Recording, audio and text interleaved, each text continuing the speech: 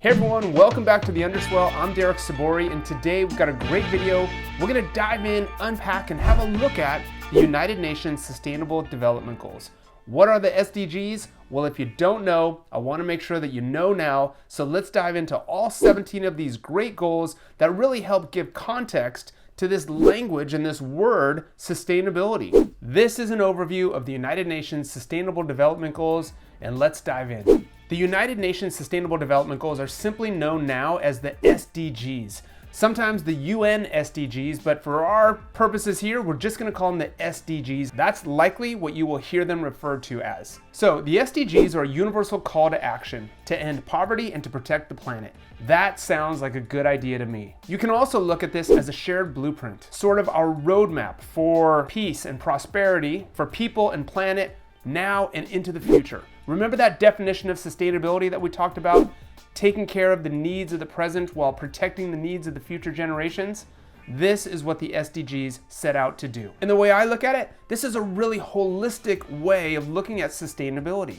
There are 17 goals, they are all interconnected, they all tie together, and they really paint a holistic portrait of all of the things that need to be considered when we are addressing sustainability in our business, at our brands, in our lives.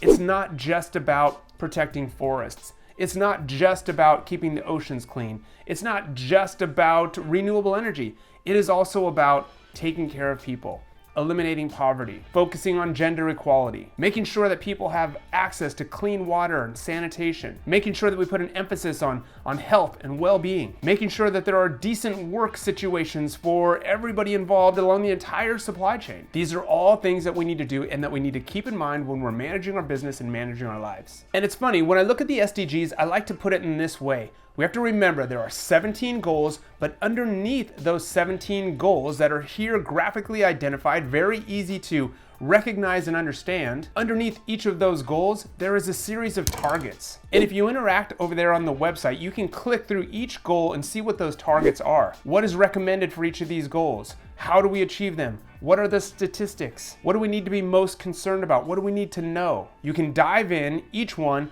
unpack it, and really get a sense of how important it is and how it connects to all of the other goals. I would really urge you to have a look and use this great website, the tool that the United Nations has put together for us to understand the goals better and use them as a vehicle or use them as a solution or a tool for us as we create and implement sustainability programs. One thing to be clear on though is that the SDGs, they didn't just pop up, they didn't just arrive. They were announced in 2015, but a lot of the work that was created here and that was delivered in these SDGs came back all the way back to 1992, the Rio Earth Summit. At that conference, they released what was called the Agenda 21. And Agenda 21 was a global call to action, a roadmap for protecting forests, protecting humans, and protecting the environment, putting it all together. So it was really that first approach, or one of the early approaches, of really tying it all together, the well-being of the planet with the well-being of us humans. And the second iteration on the pathway to developing the SDGs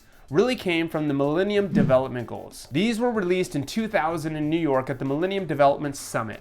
And this was really the earliest iteration of the SDGs. There were 8 goals at the time. And those goals included eradicating poverty, promoting gender equality, achieving universal primary education, etc. It was a great set of goals that a lot of eyes were on, and they gained some recognition. That Millennium Development Summit was really meant to kind of put us on a track for the new millennium, if you will. What came after that was the Johannesburg Declaration on Sustainable Development. This was in 2002 at the World Summit on Sustainable Development in Johannesburg, South Africa. This was a third iteration kind of leading up to the Sustainable Development Goals. You can go back and look at the United Nations, the history, the timeline, and see all of the work that they've done, mapping this all out to see how it all unfolded. But really, what came to light was this effort to kind of create a future that we want. That was a document that was prepared. That was the effort that was taken by the United Nations and the working groups here to create sort of a pathway for what we wanted as we head into 2030. And that's a date to keep in mind. The SDGs have a target due date, if you will, of 2030. And so starting in 2020, this was what they call the decade of action. We had 10 years to really try to achieve these goals and really secure our healthy future. That future that we want, though, that was a commitment that was made in 2012. So it took the group 3 years to put together the final draft of the SDGs, which were released in 2015. And they gave us 15 years to try to achieve this goal, but like I said, 5 years went by. In these last 10 years, 2020 to 2030, this is what we're calling the decade of action, where we all need to be on board, driving these forward and recognizing what the goals are there for and how they will benefit us all. Now, when you look at the goals and you look at the graph, you can see them all there. Of course, number 1, no poverty. Number 2, eliminating hunger. Number 3, good health and well-being. Number 4, quality education. Number 5, gender equality. Number 6, clean water and sanitation. Number 7, affordable and clean energy. Number 8, decent work and economic growth. Number 9, industry, innovation, and infrastructure. Number 10, reduced inequalities. Number 11, sustainable cities and communities. Number 12, responsible consumption and production. Number 13, climate action. Number 14, life below water, our oceans. Number 15, life on land, everything that's in our forests. Number 16, peace, justice, and strong institutions. And number 17, perhaps the most important of them all, partnerships for the goals, working together collaboratively, coming together as a society to pull it all together and make all of this happen. None of us can tackle all of these goals on our own. We all have to work together. We all have to see how each of these are interconnected to each other and make the most of our efforts to drive these forward. How are brands using the Sustainable Development Goals? Well, have a look here real quickly. Here's how Adidas is using them, or Adidas, depending on what part of the world you live in. But you can usually go through a company's sustainability report and see reference to the Sustainable Development Goals. You'll either see them graphically identified or you'll see them referred to just in copy.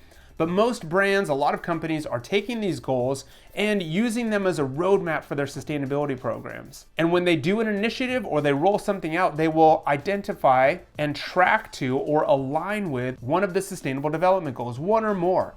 And often you'll see brands tackling anywhere from, 3 to 7 to 8 development goals. It's very hard for any brand to try to achieve them all. Some brands and organizations will recognize that all of the goals are there and then try to identify initiatives that they are doing across the board. But most brands recognize that we can't do all of it. So let's zero in on a few, see what we're best at, see where we have the biggest impact, and then align with those few development goals. So have a look here. This is how ASICS is using them. This is how Adidas is using them. This is how Nudie Jeans uses them. And look how they graphically interpret these and build out sort of their own viewpoint on them. And then here's a good example of VF Corp, kind of listing them all and showing us where they align, which things are ticking off, and actually what things they're not.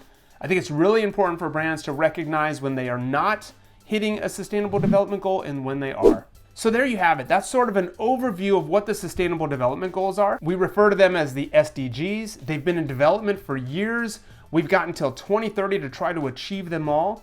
There is no particular order for any of them. They are all interconnected and tied together. They are all perhaps equally important.